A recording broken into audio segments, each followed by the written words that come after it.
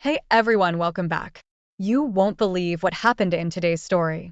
26 male, met my fiancé, 26 female, at a convention I was at for work 3 years ago, and we hit it off instantly.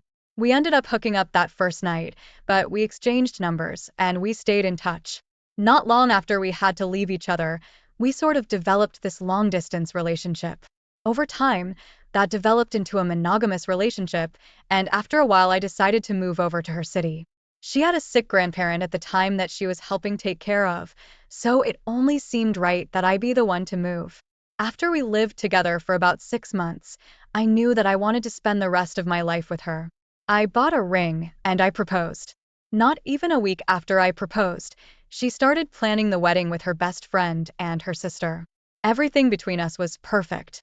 I didn't think I would have had any reason to worry about her behavior. We were dedicated to each other, and I fully trusted her. Being away from all of my friends and family was difficult. I had a pretty tight-knit group of people back home, so I really tried to immerse myself in my work to avoid the lonely feelings I was having without them there. Months pass, and we're getting closer to the wedding date. My fiancé had everything planned, and everything was going very smoothly leading up to the bachelor and bachelorette parties. I was able to find a weekend where all of my good friends and my brother were able to come over and visit for the bachelor party. We rented an airdrome at a cabin on the lake. We spent the whole weekend drinking beer and fishing.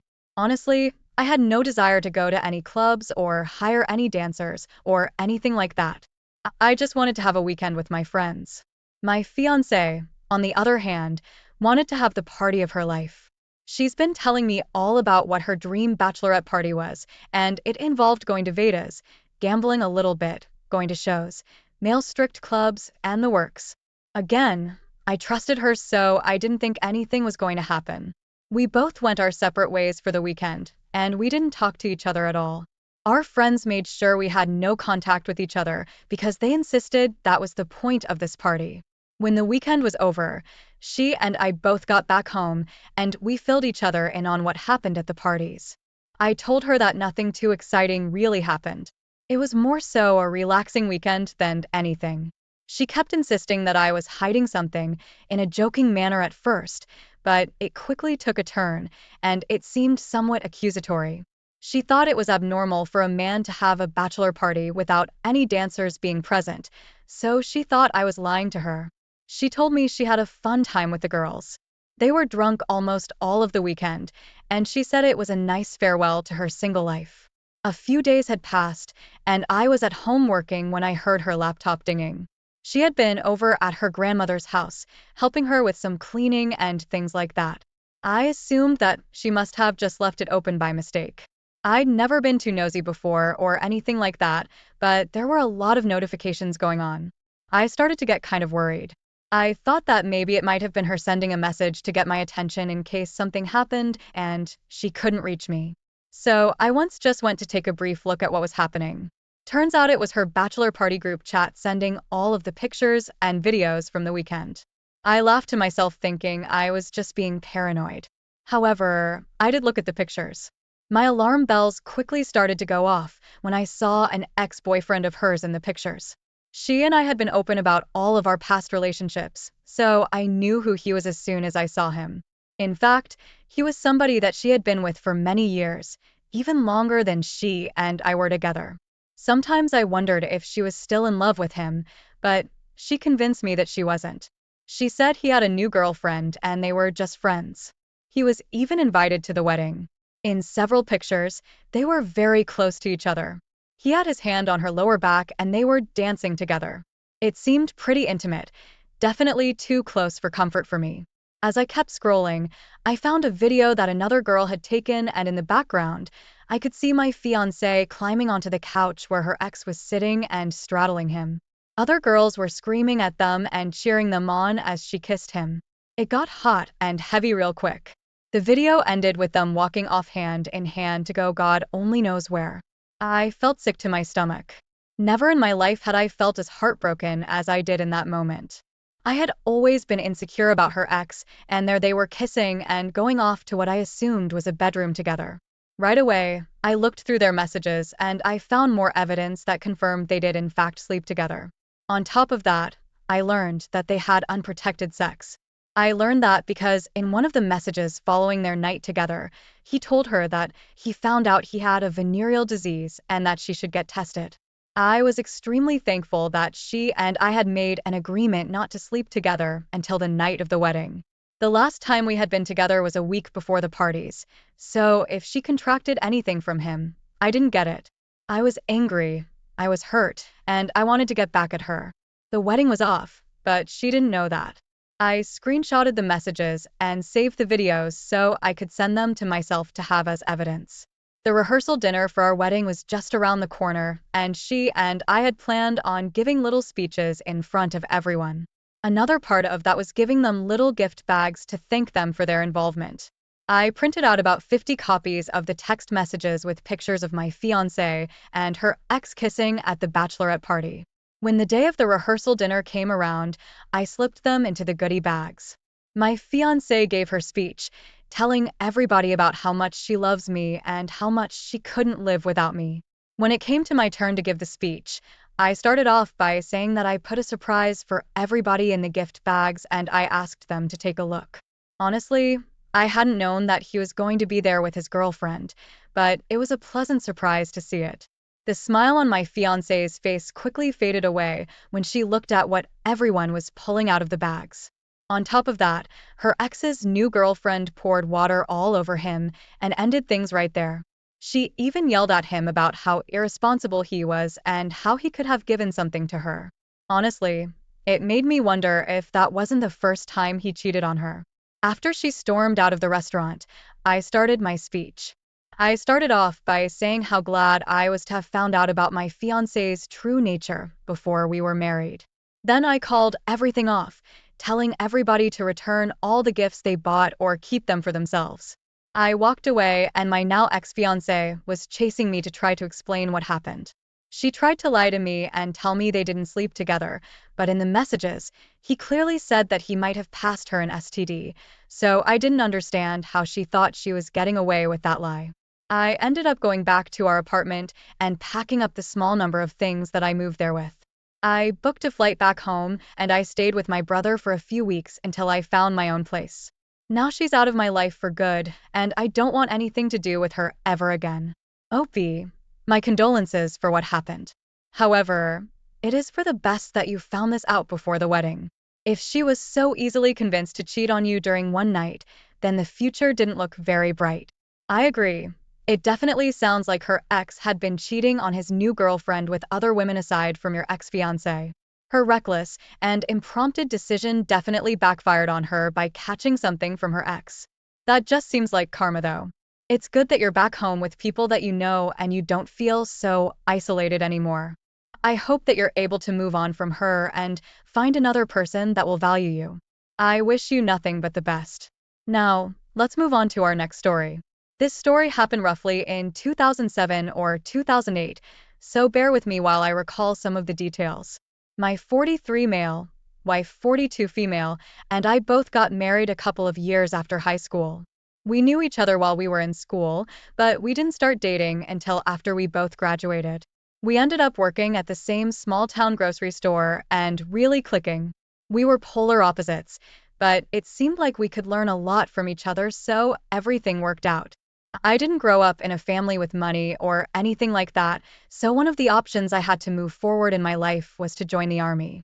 It would have offered me stable pay, college would have been more attainable, and I felt a sense of pride in fighting for my country. I had a long discussion with my wife about what to do, so we both ended up deciding that joining the army was going to be a good option. I signed up at a local recruitment office and underwent all of the physical exams, training, etc. Eventually, I was accepted, and not long after I was deployed to Iraq. Now I don't want to get into a lot of the stuff that happened while I was there, but it was extremely difficult. I didn't have a lot of time to relax or even call home and talk to my wife. I missed her more than anything, but I had a few grainy pictures on the extremely out-of-date cell phone of the time. After some time, I was able to go back home and be with her. It was a homecoming like something you would see in a movie. She was waiting for me and she ran right into my arms and she cried into my chest while I held her. It was one of the happiest moments of my life. Unfortunately, that happiness was short-lived. We lived in a very small town, so whenever I would go to the gas station, a restaurant, the grocery store, you name it, people would come up to me and pat me on the back and thank me for my service. I really felt like a hero in town. One night, I was meeting up at the local dive bar with a couple of friends from high school who were back in town. We were catching up and enjoying our conversation, shooting some pool and not paying much attention to the people around us.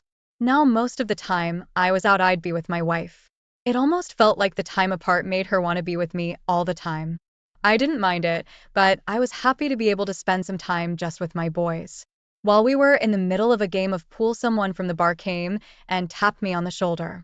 I was expecting the usual "I just wanted to thank you" that I commonly received, but I was wrong.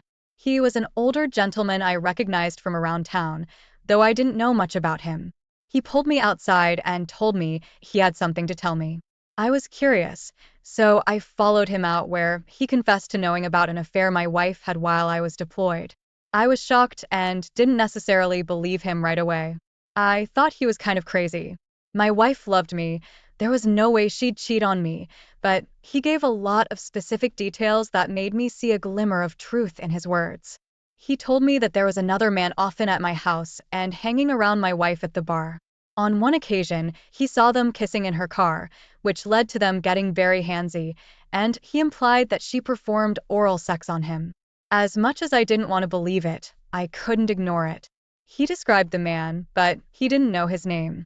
I ended up leaving the bar early and going home. My wife was asleep when I got there, so I started digging around. Facebook had become very popular over the years, and my wife was obsessed with it. So much that it actually caused some issues with us. I didn't have an account, so I didn't know how it worked. I turned on our computer, and I was relieved when I went to the website and saw that she was logged into her page. I started to question what I was doing there. It felt like a huge invasion of privacy to be snooping through her stuff, but I convinced myself that it was harmless if she was doing nothing wrong. It took me a few minutes to get the hang of how the website worked. Then, when I got it down, I was able to look through some of her posts and see who was liking them. Most of them were her relatives and friends, some strangers that I could see she knew solely through Facebook and not in person. However, she posted a picture of herself, and in the comments there were a lot of men I didn't know telling her she was beautiful. One of them happened to be an account with a profile picture that looked a lot like the man in the bar described. I found the chat part of the website and looked through some of her messages. There had been dozens of men messaging her, telling her that they wanted to be with her, sending explicit messages about what they wanted to do with her, and sending pictures. She was entertaining all of them. She was sexting with these strange men, sending them pictures of herself back, and telling them exactly what they wanted to hear.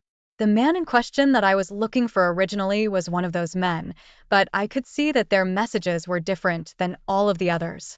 He was sending her pictures of himself, and she was commenting about how good-looking he was. Apparently, he only lived a town over, so they made plans to get together to hook up. She had given him our address, and they set several dates to be together. Every time they would part ways the following day, they would send messages talking about how much fun they had together and how they couldn't wait to be with each other again. On top of that, he was telling her about how much better she was than his wife. The messages he was sending her were appalling. I thought I knew my wife, but I was mistaken. Not only was she betraying my trust, but she was knowingly sleeping with another married man. I felt like I was falling through the air when I read those messages. My entire life had just been ripped out from under my feet. I pulled out my phone, and I actually took pictures and videos of some of the messages, because I didn't know of any other way to do it. Because we were in such a small town, everybody always knew everybody else's business. Just from the amount of time I was scanning my wife's Facebook page, I saw that she was posting things about being a military wife. There were dozens of people commenting that she was so strong for what she did and how they sympathized with her. I was going to ruin all of that. I was going to tell them all the truth, and she would lose everything. I made my own Facebook page, posting a picture of myself so everybody would know that it was me. I must have sent out 200 friend requests in the span of a few hours. I friend the man she was sleeping with and his wife.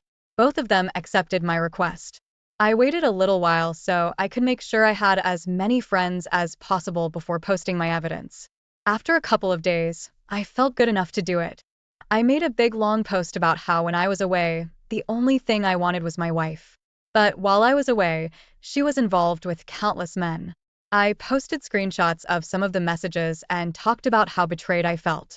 I made sure to include her face and that of the man that I knew she slept with. The post got hundreds and hundreds of likes. It was being shared with people that I didn't even know.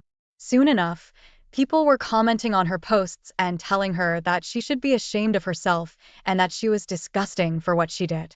The man that she was sleeping with messaged me and told me that I was a coward for handling things the way that I did, but I just ignored him. I messaged his wife to make sure she was okay. I didn't know her, but we had gone through the same thing, and I wanted her to know that she could reach out to me if she needed to. She told me that she kicked him out of the house, and she was going to be filing for divorce. I was doing the exact same thing. I ended up divorcing my wife. We were only renting at the time, so I moved out and into a house with one of my buddies from high school. I'm not going to lie, it took a while for me to recover from the betrayal that I felt.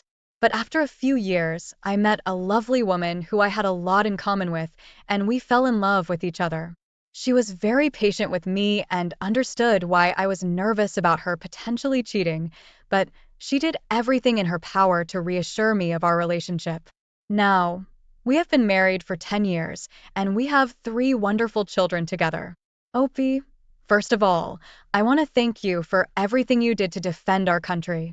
I am so sorry you had to come home and find out your wife betrayed you in such a way. It's such a shame that she would throw away your marriage for a meaningless fling with a stranger she met on Facebook. On top of that, sending dirty messages and pictures to other men. You did the right thing by airing them both out. Who knows, it might have gone on much longer if the man at the bar hadn't told you about it. It's great that he had the courage to tell you. Others in town might have even known but been too afraid to speak up. I'm glad you got away from her, but I'm even more glad to hear that you're happy now with a new family. I hope everything continues to go your way and you can enjoy your life without her. Thank you all for taking the time to listen to today's stories. If you enjoyed listening, please feel free to like and subscribe if you haven't already. Also, comment below with your thoughts on what happened. If there is a story you would like to share with me about your own situation or someone else's, then please do not hesitate to contact me. Hey folks, welcome back to my channel. My name is Gary and I hope you're all having a wonderful day or evening wherever you are. In today's story, Opie found out his fiancée had been cheating on him with an airline pilot months before their wedding after his wife told him about their affair.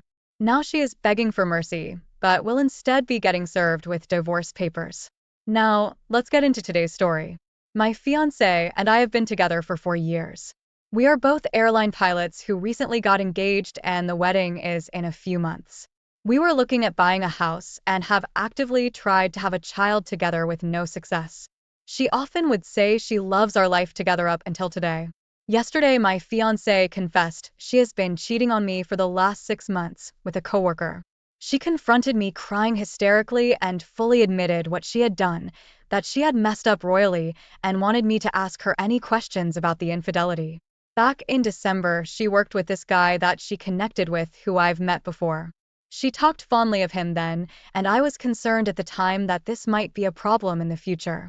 This is a coworker that lives on the other side of the country and whom she rarely sees at work. I noticed she was hanging out with him every time she passed through a city and I confronted her directly in February about it. She lied and said there was nothing to worry about since they connected as friends, etc. A few months later, she asked if it was okay if she took a road trip with this guy, to which I responded saying it was not okay and that even thinking about it was improper, so she didn't go. She once invited him over with other friends and I met him. Maybe she wanted me to be less suspicious if I knew the guy. The whole night, he was trying to win me over, which I wasn't going to let happen as I had my suspicions. Fast forward, she admitted to talking to him a bunch on the phone, and they sporadically had sex approximately 5 times over the last 6 months. I asked her why she was telling me now, and she said because she felt guilty about it and could not in good conscience say, I do, without me knowing about her indiscretion. He is leaving his wife, but now she says she doesn't want to be with him. She wants to put in the work, cut him out completely, and have a life with me. I asked why she felt the need to do it. We had spent the entirety of COVID living together and hanging out every day. Over time, she said she felt I was less interested in her and she felt disconnected. I didn't initiate sex anymore. She had routinely turned me down early in the relationship, for which I stopped trying, so we had it when she wanted it. She never blamed me through this ordeal and has accepted all the blame, but I do know I'm no saint. It takes two to tango in a relationship, and we started to drift apart. I stopped organizing for us to do things, and she felt like she was dragging me to do stuff. In the spring, we talked about our problems, and I've been actively trying to do more and initiate more activities for us to do together. I was trying. She stayed in the guest room last night and cried till 1 in the morning, dry heaving all night. I woke this morning to the same thing at 6 o'clock. Like anyone in this situation, I am deeply hurt, emotionally confused, and feeling lost. This wound is deep and very fresh. I've been cheated on once before, which she knew, and she has been cheated on before as well. I obviously have strong feelings for her, but I do know cheating is a choice and lying and deception is a choice. Up until this point, she always has been a very honest, loving, and caring person who says she is very remorseful. If we do try to work it out, I feel like she will put in the work, but I don't know how I will feel in the future.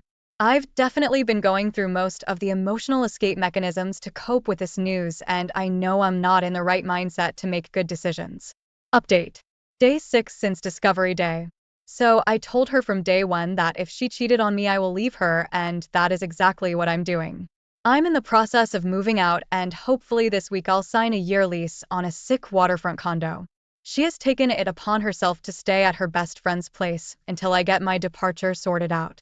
Up until a few days ago, she was trying to come by asking to talk and be close to me again because she's afraid of losing me. We did more communicating in the last week than we did the whole relationship, but it doesn't excuse her actions. I have given her no direction on how to handle this situation, even after she asked me what to do. So far, she has confessed to the affair and given a fairly accurate timeline with details that paint her in a poor light. She has unconditionally accepted the responsibility for her poor actions and accepts any decision I come to. She has explained to her family what she has done, informed all the wedding guests that she messed up and I left her for it. She has incurred all outstanding costs of the canceled wedding. She's recognized that she has destroyed a relationship, a marriage, and a family.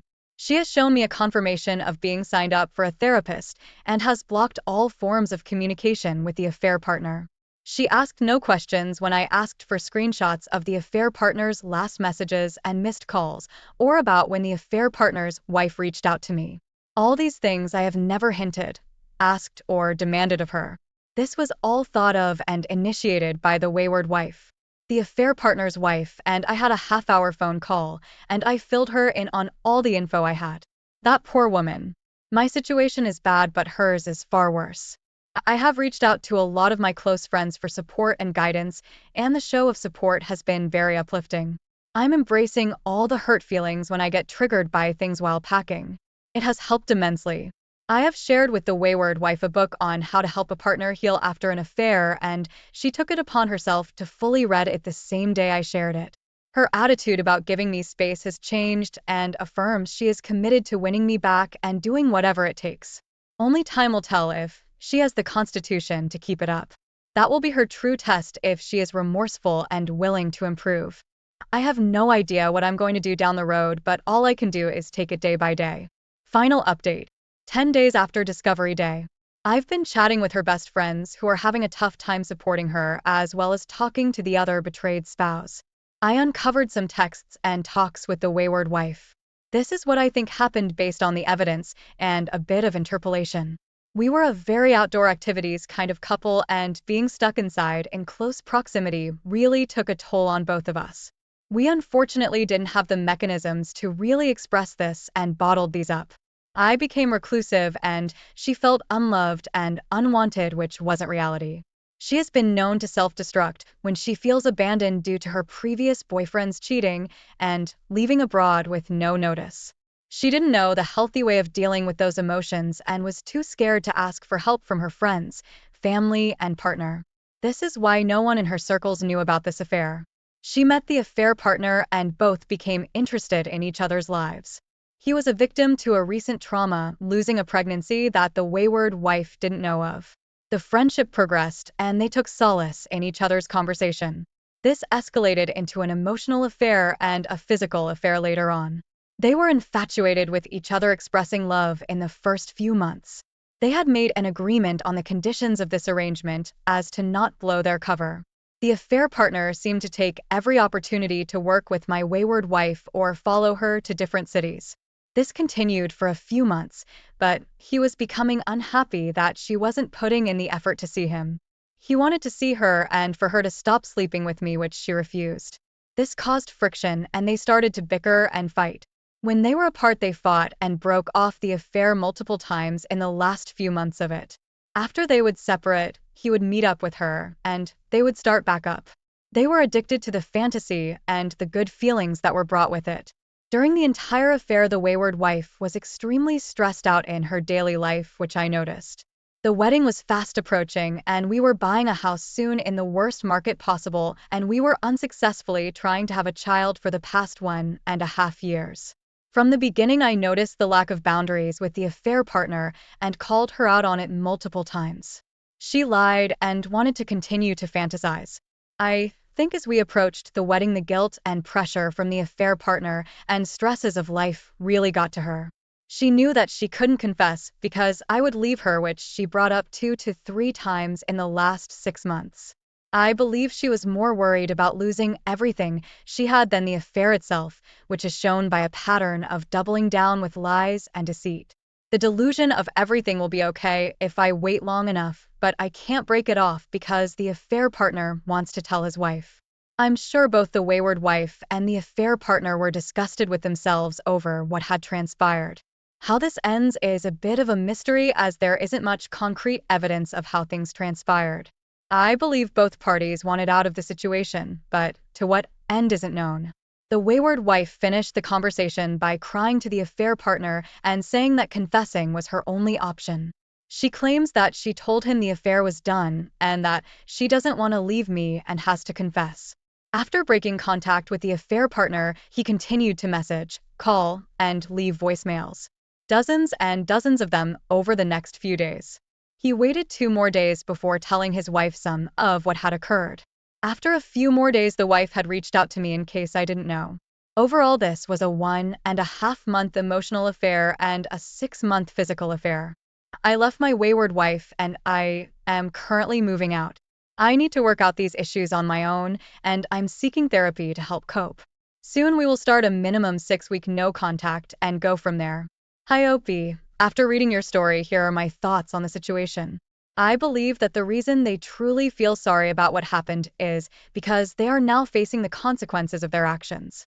There is a big difference between that and actual remorse. Obviously, they didn't feel bad or it would not have happened more than once. She wouldn't have tried to get you to be friends with him if she was truly sorry. She wanted you to be okay with him so that it could be easier for her to keep him in her life. In my opinion, there is no mystery here that needs to be solved. The truth of the matter is that she prioritizes her own pleasure over your pain. I wish you the best of luck with your situation, Opie. Let's see what the comments had to say. Hannah Malou said, I'm disturbed by your narrative, Opie, in which you seem to find reasons why they had to get together and have the affair. Sorry, Opie, but she had lots and lots of opportunities to put a stop to it way before it ever became in any way serious, let alone physical. She knew exactly what she was doing, what she was getting into, what she risked losing, and you know what, it didn't matter. She just went right ahead and went through with it all. You need to get your game head on now, Opie, because you will never look at her as the same woman again. You will never ever be able to look into her eyes and see anything even remotely resembling innocence, and that alone will suck the very essence out of you and your relationship. Good luck. NWT1384 said, everyone in this needs therapy, not just you. Please stop taking any responsibility or making any excuse for either of them having an affair. Yes, they had reasons, but you will be surprised by the real reasons that would be uncovered in therapy for them. You need to heal yourself, and do you really want to be bonded with someone who dismisses their relationship like that? You all are not married, no kids, no mortgage, so it's best to not even attempt reconciliation. It takes 2 to 5 years for a relationship to recover from infidelity, and it may not. Good luck. Thanks for taking the time to listen to today's story.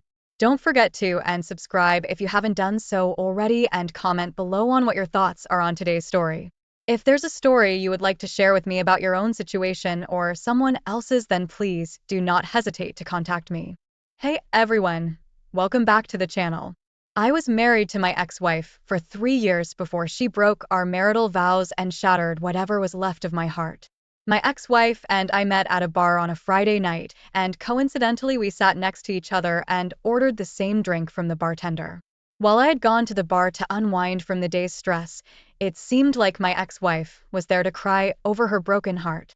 She kept drinking and taking more shots until she threw up.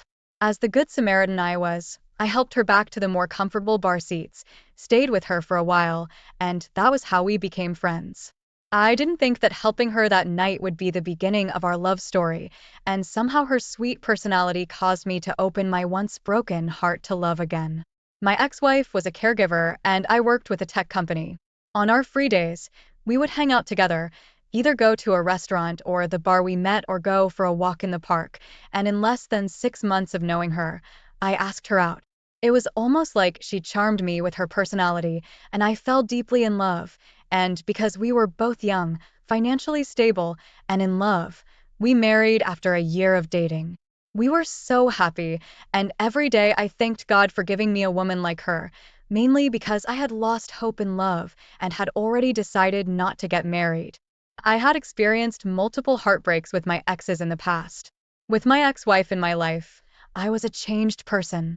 I cut off friends because our goals did not align, especially the ones that insisted I cheat on my ex-wife because she would do it anyway. I also stopped staying out late because I wanted to spend more time with my ex-wife. I just wanted our marriage to be perfect, and because I had not been in a relationship that lasted that long, my ex-wife and I agreed that we would not have kids until we were ready. We got along well for the first 2 years of our marriage. If we had fights, I ensured we settled it before bed and didn't sweep anything under the carpet. I didn't want a situation where our arguments would lead her to find comfort in another man's arms, so I did what I had to do. In terms of provision, I provided for my ex-wife as a man should provide for his family. I got her whatever she wanted to make her happy and did my own share of chores at home. We visited our families whenever we were supposed to, and I always remembered our anniversaries. Around the 3rd year of our marriage, I noticed that my wife started acting differently. She wasn't cold toward me, but I could tell that something was off with her. Initially, I believed she acted that way because of stress from work. She recently told me about a new client she was assigned, and she was struggling with him. Since it was around the same time, I didn't pay much attention to the slight changes, and I encouraged her to rest more whenever she returned from work instead of watching reality shows the whole night. But when weeks passed and she didn't change, I became worried. I talked to her about taking a leave so she could rest properly, but she shook it off like it was nothing. Then she started acting weird and asking weird questions. She would ask questions about couples that opened their marriage and how they felt to be with someone else aside from their spouses, and if I answered the first question, she would jokingly ask me what I would do if I found out she was cheating on me. I blatantly told her I would leave and divorce her because I would not tolerate living with a cheater, and she would laugh it off and pretend she was asking a harmless question. She didn't ask this question once or twice. I lost count of the times she asked, and each time she asked, I wondered why she was asking the same question again, and she would tell me she wanted to be sure that I really loved and valued her. Initially, I believed her, but it became suspicious when she kept bugging me with the same question almost every 2 weeks. But after so much consideration, I let it slide. I didn't want to ruin my beautiful marriage and relationship with her based on my past experiences with my exes, so I convinced myself that she was only reviewing our marriage and doing her love affirmation thing. Around the same month her question started, The organization she worked for hired another caregiver around the same age as my ex-wife, and they quickly became friends. This new friend was exactly her opposite. She loved to hang out on weekends and have fun, and in no time, my ex-wife joined her. They started hanging out together more often, and after a long week at work, they would pick a place they wanted to hang out at. I didn't have any problem with my ex-wife and her new friend. I was glad she put aside her introverted nature and opened up to someone else that wasn't me, and I knew how choking it could be for your spouse to be your only friend. As she started hanging out with her new friend more often, it also gave me the time to rekindle my friendship with some of my old friends and see them regularly. At the same time, nothing really changed in our marriage. We were still the same, and our love for each other remained the same. One weekend, I invited two friends to come over and watch football at my house since I knew my ex-wife would be out that evening with her new friend. She was always my football partner, and since her outing was important to her, I didn't want her to cancel, so I invited my friends over. Unfortunately, about 15 minutes before the game started, I noticed we were out of my favorite chips, and I went to my ex-wife's purse to steal some cash. I knew she always left cash in that particular purse in case we needed to buy something urgently, and it wasn't my first time taking money from there. Instead of getting the cash I wanted, I found a strange business card with a red lipstick stain on it, and I was sure the lipstick was hers because it had that vanilla fragrance on the card. Also, I had heard my ex-wife talk about the name on the card a couple of times on the phone with her friend. Seeing that card didn't sit well with me, so I told my friends about it, and they opted we go and check out the place. We drove to the address on the card, which turned out to be a nightclub. I was stunned because she never mentioned going to a nightclub to me. She talked about fancy restaurants, bars, and picnics, but never a nightclub. Outside the nightclub, I recognized her friend's car, and I knew they were in there together. To cut the story short, we went inside and saw her in the VIP section with a stranger. They were cuddling and laughing at the top of their voices. From the way she wrapped herself around him, anyone could tell they weren't strangers to each other. I was so shocked and heartbroken, and I couldn't even move from my position. Thankfully, one of my friends took out his phone, took photos, and recorded my ex-wife and her lover together. I couldn't go home that night because I was so angry, so I crashed at one of my friend's place. That same night, we did a quick research on the club, and we found out her lover was the owner of the nightclub. Not just that, he was also the son of the client she was always complaining about, and it made sense to me. As for her lover, I left his nightclub a 1-star review and posted the photos and video online. The following day, I went home to my wife, and she was acting all nice and innocent. I didn't want to beat around the bush, so I told her I knew she was cheating, and she immediately denied it. I watched her cry and call me names for accusing her, and when I was done with her drama, I showed her the photos and videos, and she couldn't say anything. Politely, I asked her to go in and pack her things, and she started begging and crying real tears. She blamed her new friend for misleading her and promised to be a better wife, but I was not having that. Her relationship with the club owner started when she asked those questions. I was so heartbroken and devastated, and I kicked her out when I couldn't listen to her pleas anymore.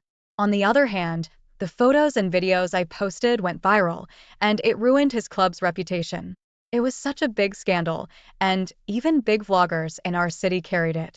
Unfortunately for him, his club began to run down. Eventually, my ex-wife and I divorced, and shortly after, she left town because the whole video thing did not die down, and people recognized her as the cheating wife from the photos and video.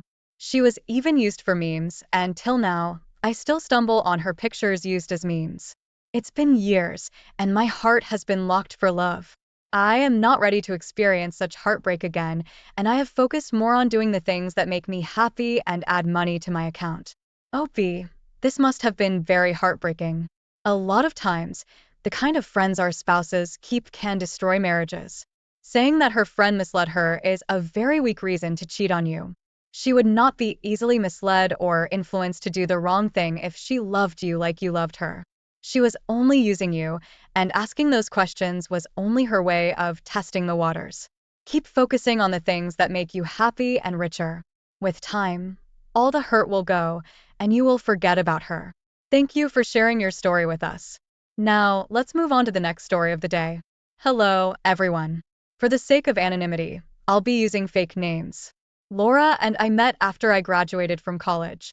She was almost rounding up with college then, and though we didn't start dating immediately, we knew each other for at least 3 years before I asked her to be my girlfriend. Our relationship was beautiful, and we matched perfectly with each other. We dated for 3 years before we got married, and for the first 2 years of our marriage, Laura could not conceive. We tried everything possible, did all the tests, and the results showed we were both okay, but no matter how hard we tried, we couldn't make a baby.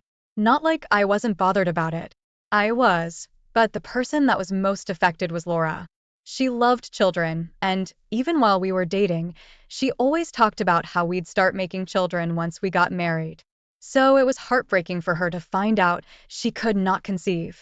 To make things worse, we were lucky to get pregnant once, and in less than 2 months, she miscarried. This upset Laura and affected many things about her, including her enthusiasm toward life and the things she loved. It got so bad that she would start crying if she saw baby ads or pictures on Facebook. But luckily for us, towards the 3rd year of our marriage, Laura conceived again and gave birth to our beautiful daughter, Maya. Indeed, Maya was a bundle of joy. She changed so much in our lives, especially Laura's. Laura loved Maya more than life itself, and she did almost everything to make sure Maya was healthy and happy. We treated Maya with so much love, and as she grew up, Laura pampered her with whatever she wanted. She got her the best dresses, shoes, school bags, and everything a girl child should have. There was no asking why Laura loved our daughter so much. Maya's pregnancy came with many complications, and as soon as she was born, Laura and I agreed that one child was enough. That way, we could take good care of her, provide for her, and give her the best education. On the other hand, Maya grew to love us and spent more time with her mother. My work took at least 9 hours a day, and most times, I would work overtime to make more money. So except evenings, holidays, and weekends, I barely had time to spend time with Maya, and most evenings, she would already be in bed before I returned home. Honestly, I loved the mother-daughter bond Laura and Maya shared, and within me, I always wished I had the same relationship with my mom. Maya became our utmost priority. Her needs were first met before ours, education-wise. We sent her to an excellent private school. Before Laura and I married, I knew her to be a go-getter and someone who gave her 100% to whatever she was doing, and somehow, she passed the attribute to Maya. She always encouraged Maya to do well in school, make good friends, and be hardworking. She just wanted our daughter's life to be perfect, or so I believed. Initially, it started like motherly advice to her daughter, but as Maya grew older, it felt like she was imposing the whole good grades thing on her. She always wanted Maya to be on top of her class, read more, and play less, and I even remember telling her to allow Maya to be a child, especially since having the highest grades was not the most important thing at that stage of her life, but her social skills with her friends and so much more. She was being too hard on Maya, and although Maya did not see it as hard on her, I was an adult and saw it very clearly. As Maya continued to grow, she became less interested in reading all the time because it did not allow her to spend time with her friends and neighbors, and Laura took this very personally. It took me a lot of talking before Laura stopped being too serious with our daughter, and I was relieved she was finally allowing Maya to act her age. About a month after Maya's 5th birthday, I was home that weekend, and Laura asked me to help her clean her car. Initially, I was reluctant because I knew how untidy her car was every time I cleaned and how stressful it would be, but I did it anyway. I started by taking out the mats, clean the front, and as I was trying to clean the back, I found a pack of condoms in the driver's seat back pocket, and 2 pieces were cut out. Immediately, I saw the condom. My heart skipped because we never did it in the car, and the condom wasn't my size. The fact that 2 pieces were missing indicated something was wrong, but I didn't want to confront her without being sure. Seeing the condom in her car definitely changed my attitude toward her for the rest of the weekend, but I lied to her and said I acted that way because of something at work. A couple of days after I found the condom, I secretly set up a dashcam in her car to see who she was having an affair with, if at all she was having an affair. Many thoughts and reasons the condom was in her car crossed my mind, and I thought about all the possible scenarios of someone leaving a condom in her car, but I didn't want to rule out the possibility of her cheating on me. Well, my worst nightmare happened. 2 days after I hid the dashcam in her car, I found out no one left or forgot the condom in her car. My ex-wife was actually sleeping with someone else, and to my greatest surprise, it was my daughter's class teacher. Not only did I get videos from the dashcam I hid in her car, but I also got audio, and what I heard made my heart bleed. I was not only heartbroken, I was very disappointed because my wife was sleeping with our daughter's teacher so he could give her the highest grades in her class. I could not believe she could go to that extreme with her highest grades obsession. Without thinking twice, I contacted the school board and reported everything to them with my evidence. I also confronted Laura that same day and kicked her out of the house in anger. In fact, most of her stuff was already waiting for her in the living room by the time she returned. When I told her I knew she was sleeping with Maya's teacher, she immediately went to her knees and started begging me. She said she did it for Maya and was trying to help her get the highest grades so it would help with her college applications and whatever. I was so angry and I kicked her out of the house. At first, she didn't want to leave because she believed she was doing our daughter a favor, but after I yelled at her and my eyes were popping out, she left in fear because she had never seen me so angry. That same week, the school fired my daughter's class teacher, and I contacted a lawyer to start processing our divorce papers. On the other hand, Maya found out that her mother and I were divorcing, and she was so upset. I knew it was hard for her, and she was already asking questions, so I told her the truth so she could stay with me. Don't judge me. What her mother did was terrible, and I didn't try to supercoat it. Eventually, we divorced, and I won child custody for Maya. I didn't want her mother putting terrible ideas of desperation in her head, and I believed I did the right thing. I didn't know it would get her like that, but Maya was hurt and stopped talking to Laura. The only time she speaks to Laura is when she is either yelling or screaming at her, and this makes Laura cry all the time, mainly because she loved Maya and did what she did because of her. I still don't know if it's true. It's been almost a year, and I have reduced my working hours to spend time with Maya. Although it still hurts me that Laura betrayed my trust and broke my heart, I'm glad she is not in my life anymore. I may remarry when I feel ready again, but for now, I want to spend time with my daughter and be the best father in the world. Opie, this is really sad to hear. Why on earth would a mother sleep with her daughter's teacher for grades? This wasn't the mother's love. It was an obsession. I can only imagine everything that would have gone wrong if your daughter's classmates heard about it. I'm glad you handled this well and won custody of your child. She would definitely be a bad influence on the poor kid. Thank you all for taking the time to listen to today's stories. If you enjoyed listening, please feel free to like and subscribe if you haven't already. Also, comment below with your thoughts on what happened. If there is a story you would like to share with me about your own situation or someone else's, then please do not hesitate to contact. Hey everyone, welcome back to the channel. Before I, 39 male, met my ex-girlfriend, 35 female, I was married for almost 10 years. My ex-wife and I started off great, but toward the end of our relationship, we just couldn't get along. We didn't have any children or anything tying us together, so we mutually agreed that it would be best to call it. One of the things that drew me to my ex-girlfriend when we met was how we had similar experiences with our partners. She was cheated on by her ex-husband and baby daddy, so she left him. We bonded over our shared experiences, and given both of our pasts, I figured we would put a lot of effort into having a great relationship. I met her daughter, and we were an unofficial family for the 3 years that we were together. I wanted to marry her and formally adopt her daughter, so she would have my last name. Because of the custody arrangements she had with her ex, he was very much in the picture. She would argue with him all the time about pickup and drop-off times. She would complain to me about how he was buying her a ton of fast food and spoiling her when they were together. We both thought it was some ploy to get her daughter to spend more time with him. I was used to her texting him all the time. They would have phone calls and video chats from time to time as well. As far as I was aware, everything they discussed was about childcare.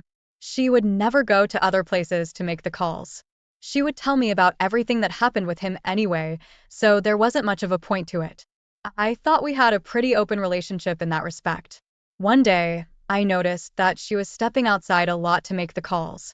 My suspicions weren't raised immediately, but I did think it was weird. I would ask her about what he had to say when she came in, and she told me that he was giving her a hard time about dates and things like that. She was very vague with a lot of her answers. With their custody arrangements, they would alternate weekends that they would spend with their kid. So, every other weekend, I would surprise my girlfriend with a fun date night or something like that. I knew that she wasn't happy with the custody arrangement, so anything I could do to help her was good in my eyes.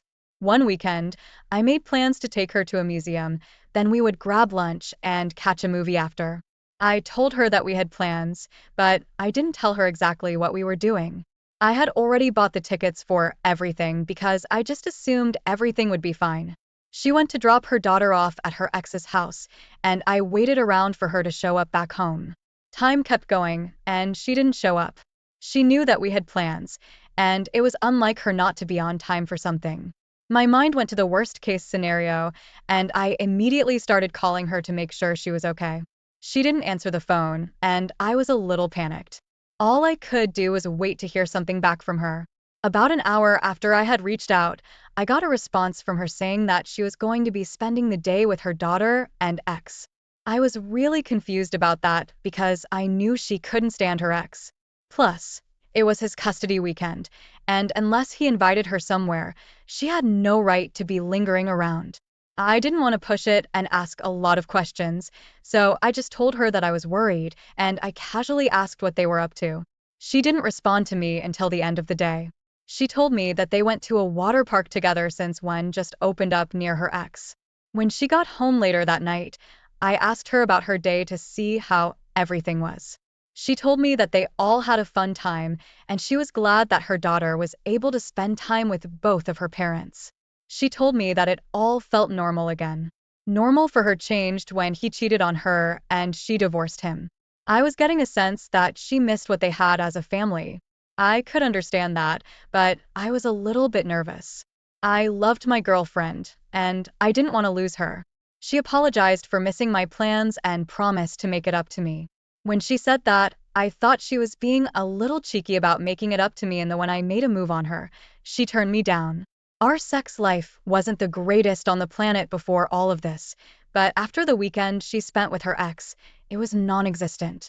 For weeks, every time I would try to kiss her for more than a couple of seconds or do anything intimate with her, she would come up with an excuse to get away from me. At the same time, she was spending more time with her ex. It felt wrong to complain about it because she was framing it in a way that she was doing it for her daughter, but after a while, I started to suspect that there was more to it.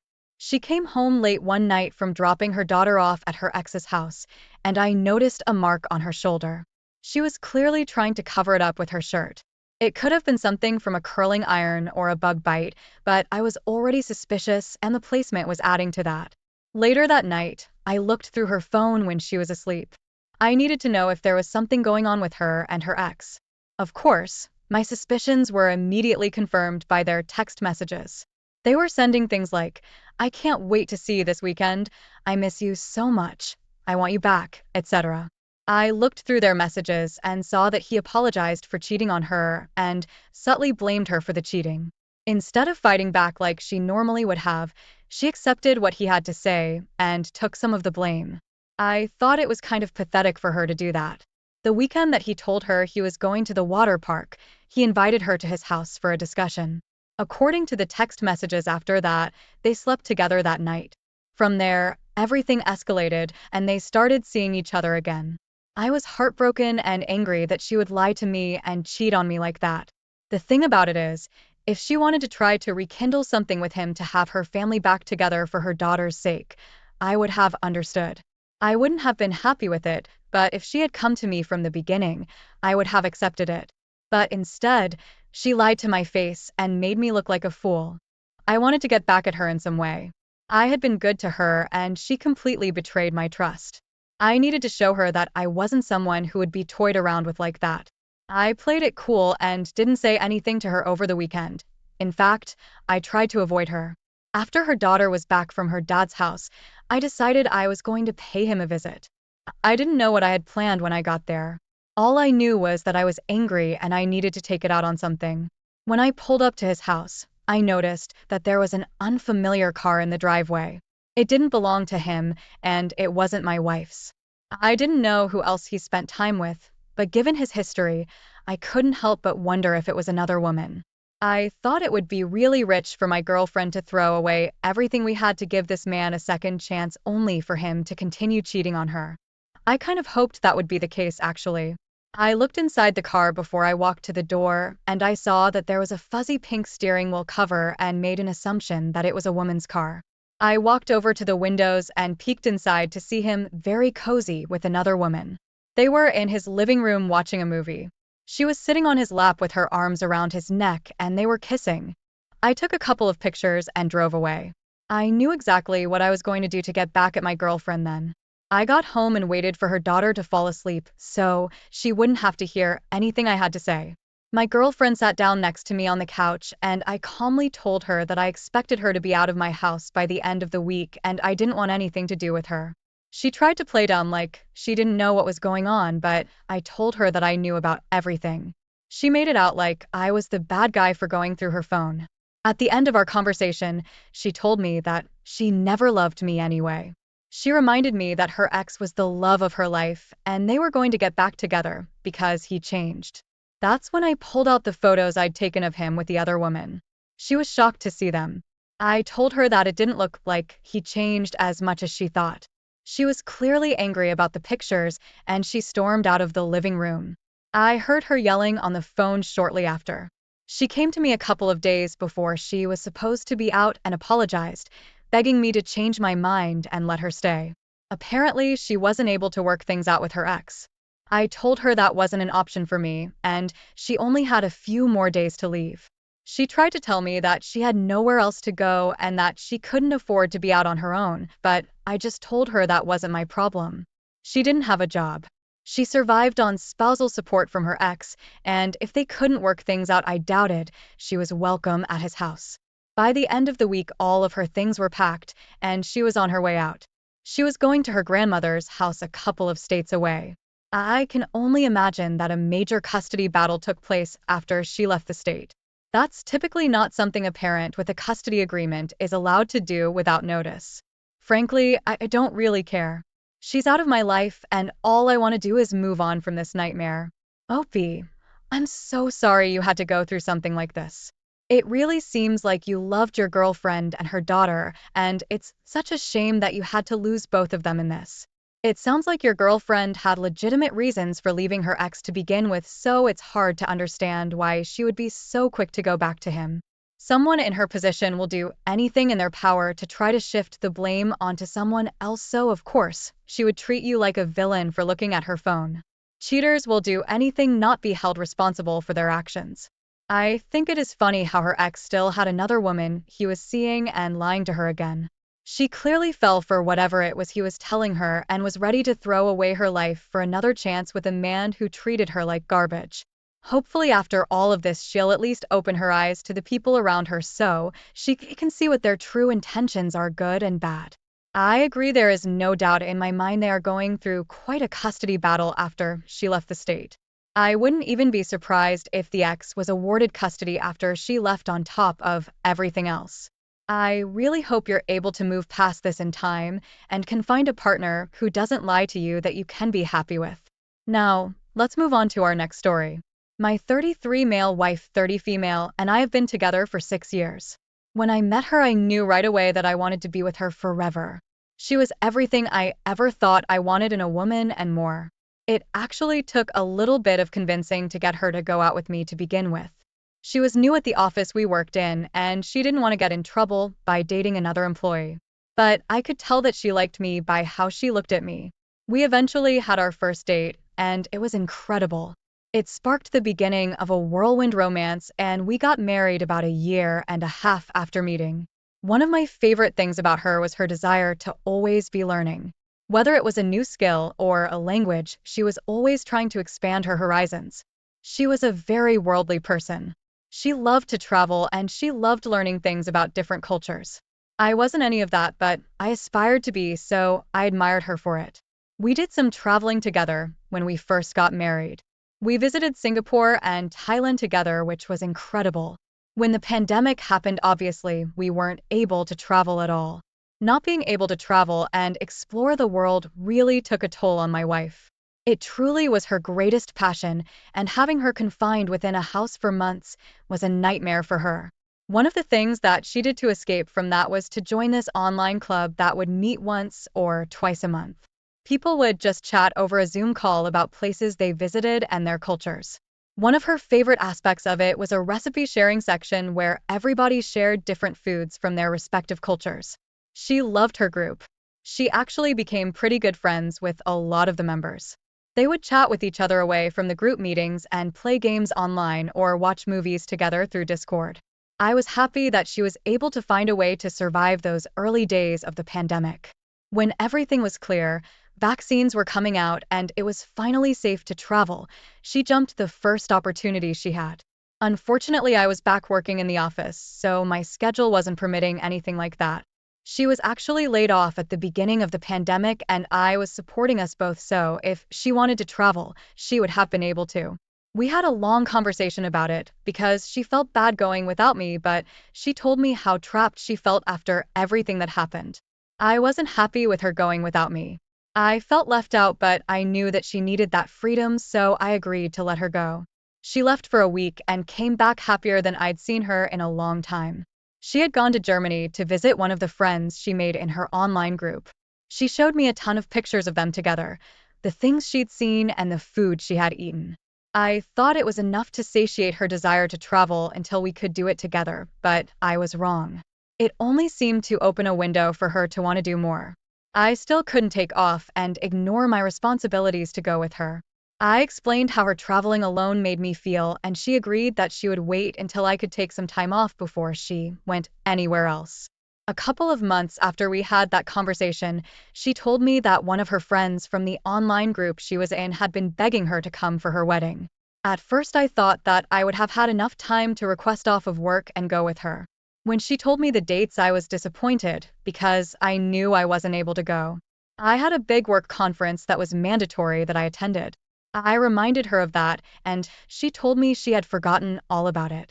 I didn't realize this at the time, but she was lying about that then. I didn't have any reason to suspect that something was going on, so she seemed genuine when she told me that she forgot and wouldn't go if I couldn't go with her. She knew that I would tell her to just go without me. The weeks leading up to her departure were a little strange. I could tell that there was something wrong with her, but I didn't know what at the time. She was acting very nervous around me. She couldn't meet me in the eyes a lot of the time, and it always seemed like there was something on the tip of her tongue that she wanted to say. We both left on the same day for our flights. I was so busy that I didn't even think to check in on her when her flight should have landed. When I got back to my hotel room at the end of the day, I checked my messages to see if she sent me anything, but she didn't. Before I started to worry, I logged into the airline's website to check her arrival time. Because I traveled for work a lot and she liked to travel in general, we had a joint account so we could crew miles. I saw that there was a new flight logged in our history. She landed where she told me she was originally going to, but there was a departure to Paris, France an hour after the other flight arrived. She never mentioned anything about going to Paris while she was there. I screenshotted the information and I texted it to her to make sure that it was her that bought it. It wasn't impossible that somebody could have hacked our account and bought their own plane ticket. She didn't respond to me right away, but I got a message about 15 minutes after the Paris flight was scheduled to arrive. That pretty much confirmed to me that she was in Paris. I just didn't understand what she would be doing there. She called me from the airport and told me that she had a little extra time and she wanted to visit the city before the wedding. I was honestly a little too tired to argue with her, so I accepted it and figured we would talk about that later on. It was a little bit frustrating for me because airline tickets aren't cheap, especially not when somebody is buying business class and first class tickets everywhere they go. As I said, she lost her job at the beginning of the pandemic. I had an incredible job and supporting both of us wasn't an issue at all, but when she was making purchases like that, it would be nice to be aware of them. I went to sleep and didn't even think about it until I woke up in the morning. When I looked at my phone, I saw that I had a text message from an unknown number. It wasn't immediately alarming because I have a lot of spam text messages that come through on a daily basis. When I opened it to see what it was, I saw a picture of my wife standing in front of a mirror naked with a man standing behind her taking a picture. There was no context given to the photo at all. Immediately I replied and I asked who the person was, and they read the message. They just didn't reply. The conference I was attending was hugely important for my work, so I tried as best as I could to push what I saw to the back of my mind just to get through the day. I didn't look at my phone because I couldn't stomach the idea of my wife texting me that she loved me after what I saw.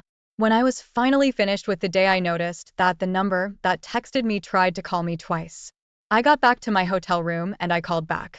Surprisingly, a man answered the phone. I asked him who he was and why he sent me the picture that he did. He told me that he just wanted me to know that I was barking up the wrong tree by talking to my wife. I was very confused about what he was saying. I was married to the woman. If anybody was barking up the wrong tree, it was him. While we were on the phone, I noticed that he had a thick French accent. It was clear that she booked the ticket to France to be with that guy in the picture. Out of curiosity, I checked the airline website again to see if she had booked another ticket back to the city she was originally supposed to be in, but she didn't. The only ticket that was remaining was her return flight home. Without thinking much about what I was doing, I removed my payment information from the website and I canceled her flight. I didn't know exactly what was going on there, but I knew she cheated on me. The details about what she told that guy weren't really any of my concern. She lied to me about why she needed to go abroad so she could sneak off with the other man. I doubted there was even a wedding she was supposed to attend. I finished up the conference and went home right away. If she was going to cheat on me, I was going to take everything from her. She could be stranded in Paris for the rest of her life, and I wouldn't care. When the time came for her to come home, she called and texted me and asked me about why I canceled her flight. She had no idea her little boyfriend told me about what was happening. I ended up answering the phone and explaining to her that I knew everything and she wasn't going to be returning to the States on my dime. She would have to figure out her own way home. She tried to explain the picture by saying that I misunderstood because that was an old photo of an ex. I knew for a fact it wasn't. She was lying to me yet again. I told her that she had one chance to tell me the truth and that was it. She caved in and told me what was really happening. Of course, the man she met in Paris was one of the people from her online group. They had both gotten to talking and he seduced her. He was in a band and he was artsy, things that she would normally go for in a man before she met me. I didn't say anything about it and I told her that when she got home, she could expect to find divorce papers waiting for her. Then I hung up. I didn't buy her plane ticket back.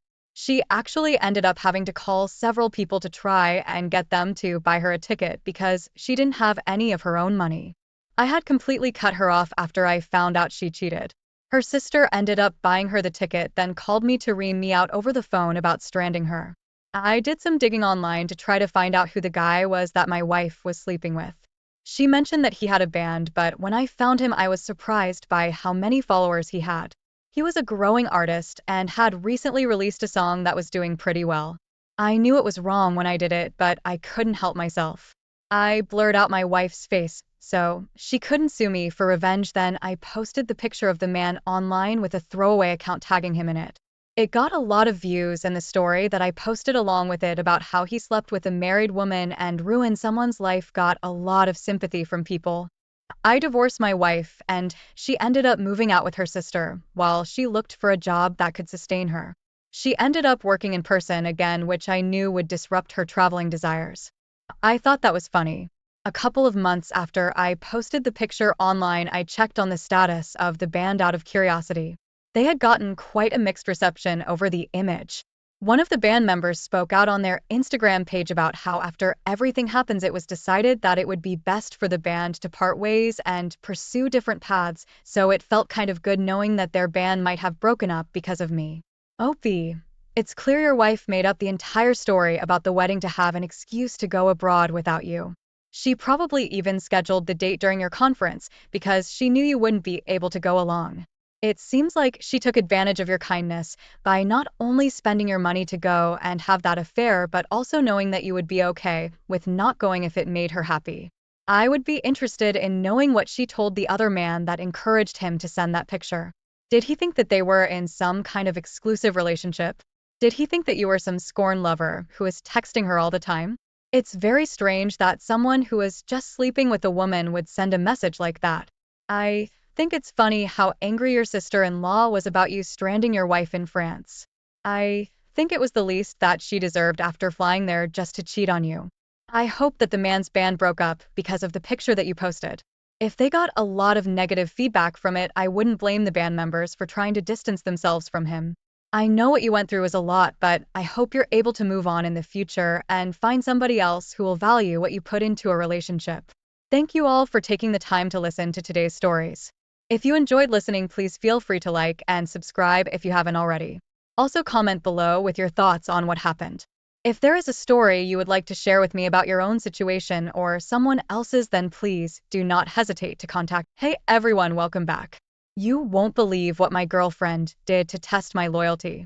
My girlfriend and I met 3 years ago through some mutual friends at a birthday party. We were both single at the time and we happened to be standing by the snack table at the same time. I thought she was cute, so I struck up some conversation and we hit it off.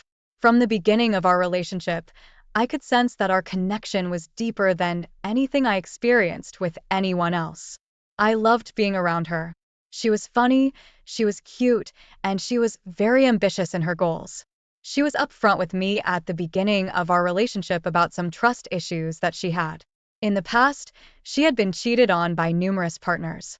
I had never cheated and I never planned to. I've always thought it was one of the lowest things you could do in a relationship. There's never a good reason for cheating, and if you are having second thoughts about a person, it's always best to talk to them and either work through those feelings or end the relationship. She was happy that I agreed with her on that, and we had a solid foundation to build our relationship on. About a year into our relationship, she started suspecting that I was having an affair. I did everything in my power to show her that I wasn't, but she was still very insecure about it. It put a lot of strain on our relationship because I felt like I was constantly under scrutiny. I genuinely was not doing anything, so I was offended that she would think that I was. However, at the same time, I understood that she was coming from a place of trauma and she couldn't help what she was doing. I tried everything I could to prove to her that she was the only one for me. Eventually, she understood and we moved forward. Just a little background on me. I was raised by a single mother and I have 4 sisters. All of my life, I've been surrounded by women, so I know how to treat them. Because of this, I do have a lot of female friends. I cannot stress this enough. Absolutely none of them are the stereotype of the girl best friend that you see online all the time. None of them want to sleep with me. At work, we had a new hire. Let's call her Jane. I oversaw all of the train for her, and over the weeks we spent working together, we established a little friendship. I didn't think anything of it. She was a coworker and someone that I talked about Marvel movies and video games with. She had my phone number, and one night, she texted me a link to an article announcing a sequel to a video game she and I were both fans of. She was new to the city and I knew that she just wanted to meet people to hang out with. It really wasn't a big deal. However, my girlfriend saw the message and she was instantly questioning me about why Jane was texting me. I was exhausted and I really didn't want to get into a big fight with her, so I just told her it wasn't an issue and I went to bed. Apparently, my dismissive behavior was very alarming to her and she thought it was proof enough that I was cheating. Over the next couple of weeks, she was constantly hounding me to show her my phone and prove to her that I wasn't cheating. Every time she asked to see my phone, I showed her. I had nothing to hide. But then, out of nowhere, it all stopped. We never had a conversation about how she was sorry for how she treated me or how she realized I was being truthful. I just went home one night and suddenly realized that she wasn't accusing me of cheating on her anymore. Not long after that, the Instagram messages started. A woman named Sabrina started following me and messaging me on Instagram. She was very cute. Had I not been in a relationship, I would have maybe reached out to her and tried to set something up. But I was in a relationship, so I wasn't interested. Sabrina was very flirty over messages with me, but I consistently shut it down. She wasn't taking no for an answer when I told her that I had a girlfriend, so I went to my girlfriend and told her about the messages up front. The last thing I wanted was for her to discover that I was having this conversation and hiding it from her. My girlfriend was relieved that I told her about it. Shortly after, she confessed that she paid Sabrina to message me. Apparently, Sabrina had a modest side hustle by doing loyalty tests on other girls' boyfriends. She would reach out to them and see if they were willing to hook up with her when she was in their city.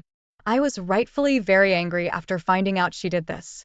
I had already been put through a lot by her with her accusations, but this just felt like something else entirely. I hadn't done anything to make her distrust me, and her actively trying to get me to do something incriminating felt like a violation of our trust. After a long argument, I decided that I wanted to give her a little taste of her own medicine. I demanded that I get to look through her phone and see what else she had been doing. For someone so adamant about being able to look through my phone whenever she wanted to, she was very protective of her own. Immediately, I recognized that as being a red flag. She didn't want to give it to me, so I told her that if she didn't trust me to look at her phone after everything she had done to me, then I didn't know where our relationship was going to be going. I felt bad for throwing that ultimatum in her face, but I was very angry at the time. My girlfriend handed me her phone, and I found a lot of information that shocked me. At the top of her text message list was one of her ex-boyfriends. Specifically, one of her exes that she told me cheated on her 3 times and made her feel like complete garbage. He had reached out to her and told her that he missed her and wanted to get back together with her. She confessed that she still had feelings for him, but didn't know what to do about it. Her ex started talking about all of the times they had together, and the conversation took a very sexual turn. My girlfriend then started sexting with him and role-playing via text message. They had exchanged dozens of pictures and videos with each other. The entire time I was looking at those messages, my girlfriend was crying and begging me to forgive her for what she did. She swore up and down that she and him hadn't met up to sleep together, but through the context of their messages, I determined that was a lie. I should have seen the signs that her accusations about me cheating were just her projecting her own guilt onto me. I felt guilty for even having female friends at some points because of how insecure it made her. I was furious that she had me feel so bad about the possibility that I was cheating on her when she actually cheated on me. I kicked her out of the apartment and I told her that I didn't want anything to do with her. She was crying and begging me to move past it. She tried to make it seem like her ex had manipulated her into sleeping with her, but I read the messages and it didn't seem that way. It seemed like she was more than willing to go back to the man that she still had strong feelings for. It was such a shame because I saw a future with her and she threw it away for somebody who had no respect for her. I knew that if she got back together with him, they would break up shortly after because he was going to betray her trust again. After my girlfriend left, I tried to figure out what I wanted to do. She cheated on me with a jerk that she complained about throughout our entire relationship, and I was angry about it. We had the same friend group after the years that we had been together, and I knew how important that was to her. When something like this happens in a relationship, the friends are naturally going to be forced to take a side. I didn't want her getting in their ear and convincing them to take her side. I reached out to one of my good friends who also happened to be one of the biggest gossips in her friend group. She came over and we talked about what happened, and she told me about how wrong everything was. Within days, everybody else in her friend group had texted me and told me that they were sorry about what happened. I knew that my friend had told everyone, and I had a good chance of winning their favor at the end of our relationship. As it turns out, I made the right choice because none of them were willing to let my girlfriend stay with them after I kicked her out. They were all angry with her about her actions, and they made sure that she had to face the consequences of them. She ended up moving back in with the ex that she cheated on me with. Through the grapevine, I was able to learn that she had dated him for a few weeks before he told her that he didn't want to be exclusive with her. She was obviously very unhappy about that, so she moved back in with her parents. As it turned out, my girlfriend was right to be suspicious about Jane. Apparently, she did have a bit of a crush on me, but I didn't realize at the time. After a few months of being broken up with my girlfriend, I opened up to Jane about it at work, and she confessed that she had feelings for me. Jane and I have been dating for a year now. It's a much better relationship than what I had with my ex. I never feel like I'm being constantly judged or accused of cheating, and there's actually trust in our relationship. Opie, I'm so sorry you had to go through all of this. It can be very frustrating to be accused of doing something that you're not guilty of. I think in this case, it sounds like it came from your girlfriend's past relationship trauma as well as her guilty conscience. Loyalty tests are extremely frustrating. Normally, I would say that if you don't have a trusting relationship with your partner, you should end it. It was clear from the start of this post that your girlfriend had trust issues that she needed to work on. Realistically, she would probably benefit from some time being single. It's important when you're hurt in a relationship to take time for yourself, and it doesn't seem like she was doing that. Because of that, she fell into a very bad habit. I don't understand why she would go back with an ex who treated her so poorly. Maybe something is drawing her to him because she knows what he's like, and being hurt by him again wouldn't be as hard as being hurt by someone new. I'm glad that you and Jane are happy together now. It seems like the of you have a lot in common and some potential to have a great relationship. I wish you both nothing but the best. Now, let's move on to our next story. I, 33 male, and my girlfriend, 28 female, met online through a Discord server for a podcast we both liked. There was a channel in the server to post pictures of your animals, and she fell in love with my dog before she fell in love with me. After I uploaded a lot of pictures of them, she sent me a DM and we started talking. I developed feelings for her before I even saw her. She did the same. I had been thinking about a girl I had never seen before, and it was driving me crazy, so I confessed my feelings for her, and she was very happy. We actually only lived about 5 hours away from each other, so we could try and form a relationship. We agreed to meet up after a few weeks of talking over video chat, and it felt like finally placing that last puzzle piece and making it whole. Then the pandemic happened. It was really difficult for us to see each other in person, so we went back to our long-distance origins and spent our nights together on video chat. We did everything that a long-distance couple could do to spend time together, and it was fine, but it wasn't ideal. I have always been a big gamer. I followed a lot of news in the industry, and I always made sure I could buy the latest consoles and the newest hit games. So, when the new Animal Crossing game came out at the beginning of the pandemic, everybody was raving about it. It was such a fun way to get together with friends and do something virtually. My girlfriend hadn't been crazy about video games before Animal Crossing, but because I wanted to spend that time with her, I ended up buying her a Nintendo Switch with the game. We spent a lot of time together visiting each other's islands and playing the game. It was a very fun time for us, and I really cherish those moments we shared, even if it was in a video game. Now my girlfriend was online a lot. She was laid off from her job and having a really difficult time finding a new one, so she spent a lot of time on the internet at home. I had actually convinced her to send an application to my place of employment because they were looking for remote workers. She applied, and I promised to try to put a good word in for her. I knew that she had met some other people over the internet that she played Animal Crossing with, but I didn't know anything about them. I just expected them to be online friends and nothing else. Of course, in hindsight, I realized my girlfriend and I were online friends before we were together. I didn't have any reason not to trust her, so I didn't think that she would be talking romantically with another person online. A few weeks had passed, and my girlfriend was sort of nudging me to update her on her application status at my job. When I checked on it, the hiring manager told me that they had received a lot of applications and they were still looking through them. They were keeping an eye out for hers, but they couldn't make any promises. I told her that, and she seemed very disappointed by the news, but she was understanding overall. Not long after we had that conversation, we were online talking about a movie we were planning on watching together when I got a random notification on Discord. It was from an account I wasn't friends with, and we weren't in any mutual servers or anything like that. I had no idea who this person was, but they were claiming to know my girlfriend. I didn't say anything while I was on the phone with her because I wanted to see what this person was trying to get at. I humored them and started talking. They confessed to me that my girlfriend had been flirting with them online, and recently they had taken the next step in their relationship. I was curious about what that was, so I asked. He told me that he went to visit her and they slept together. I was shocked by that news and I wasn't sure that I believed it. My girlfriend was normally very shy, and on top of that, the world had only been shut down for about 5 months by that point.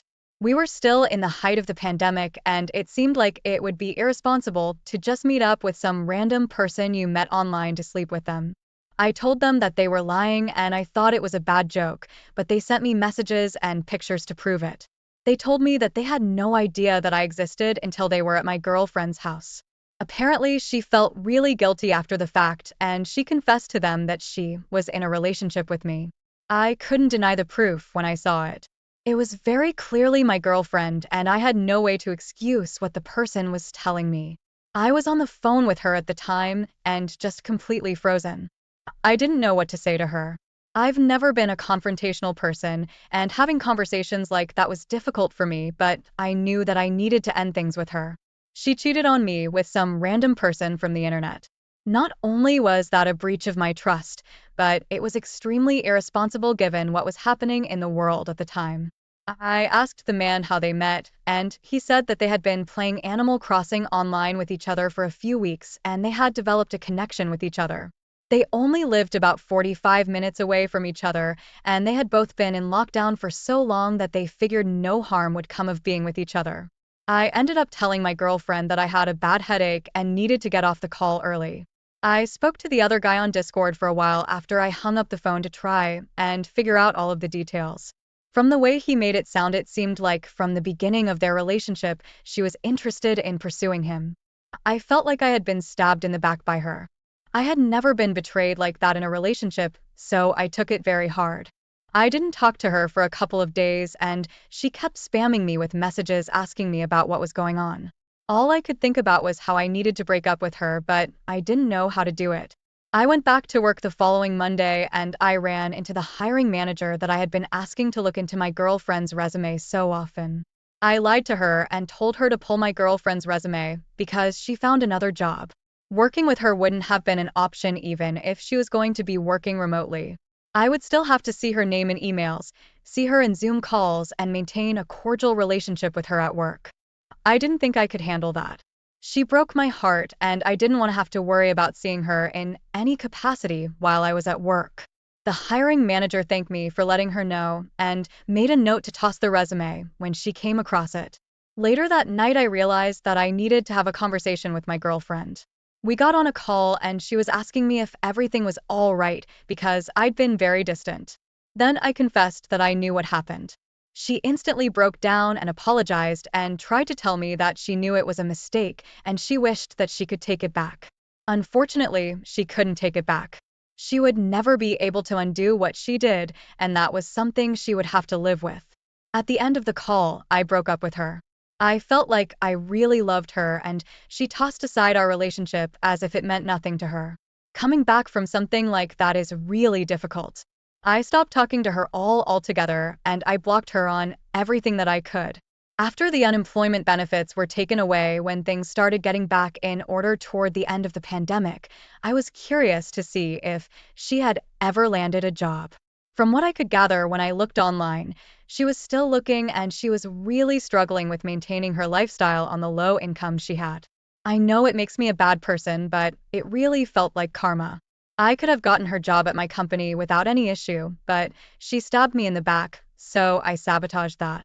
I knew that if she didn't regret cheating on me when it came to ruining our relationship, she would regret it because she lost out on a great job. It's been a couple of years since all of that happened and I've moved on. I've dated a few other women and I've had my share of trust issues, but I'm actively trying to work through them so I can have a healthy relationship in the future. Opie, I'm sorry to hear that you had to go through all of this. The pandemic was a tough time for everybody, and it seems like you did everything you could to continue having a strong relationship with your partner. Long distance is hard enough, but taking away the ability to go and see that person only makes it more difficult. I understand not assuming that her online friendships would grow into anything more, so you can't blame yourself for not seeing this coming. When you're in a relationship with someone, you don't want to believe that they're capable of hurting you, but sometimes they can be very selfish. Aside from how selfish it is to cheat on your partner, Cheating with a virtual stranger in the middle of the pandemic is ridiculous. It was a very high-risk time for people to socialize, and meeting up with someone you don't truly know to sleep with is just weird. Anybody can lie about who they are or what they do on the internet, and that was a very risky move on her part. I think you did the right thing by having her resume pulled from your company. Working with her, even if she was going to be working remotely, would probably only remind you of the wounds she caused, and you're right, it is karma that she couldn't find another job. She lost out on the potential for a good one when she lost out on her relationship with you. She probably knows that her actions have consequences now, and hopefully she'll think about that moving forward in her life. It's good that you're dating again and actively working to heal yourself from this relationship, and I wish you nothing but the best in the future. Thank you all for taking the time to listen to today's stories. If you enjoyed listening, please feel free to like and subscribe if you haven't already. Also, comment below with your thoughts on what happened. If there is a story you would like to share with me about your own situation or someone else's, then please do not hesitate to contact